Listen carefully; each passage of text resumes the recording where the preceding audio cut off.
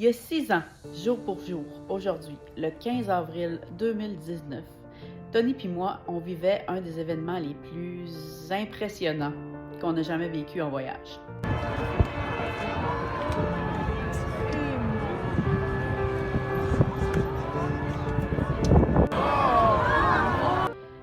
Cet événement-là, il a contribué aussi au fait d'accueillir l'imprévu et nous a démontré que le voyage autonome, c'est aussi, même quand ça arrive des événements plus tragiques, d'avoir le temps, d'assimiler l'événement.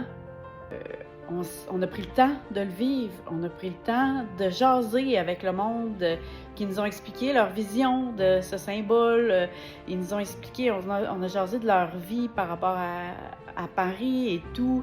On a pris le temps de s'asseoir sur un petit café, pas loin aussi de discuter avec les gens. Donc, c'était, malgré toute l'émotion vécue, un événement qui était riche de sens, qui était riche de tout ce que le voyage autonome peut nous apporter. Donc, on a veillé tard ce soir-là.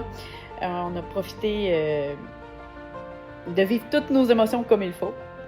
Puis, l'année passée, en 2025, en mai, on a réussi à aller visiter ce lieu mythique. On était vraiment choyés de réussir à y retourner. C'était 5 ans, presque jour pour jour, en mai dernier, en 2025.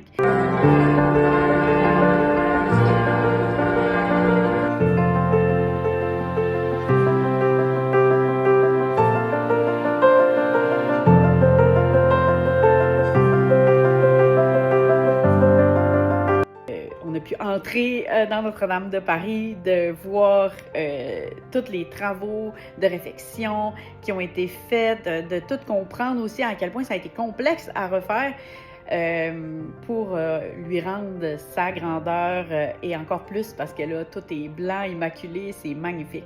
Fait que je voulais partager ce petit moment anecdotique avec vous aujourd'hui pour l'anniversaire de cet événement important de l'histoire à laquelle on a assisté par hasard, comme ça, parce qu'on était à ce moment-là, à cet endroit-là précisément. Donc, je vous souhaite une belle fin de journée. Salut tout le monde!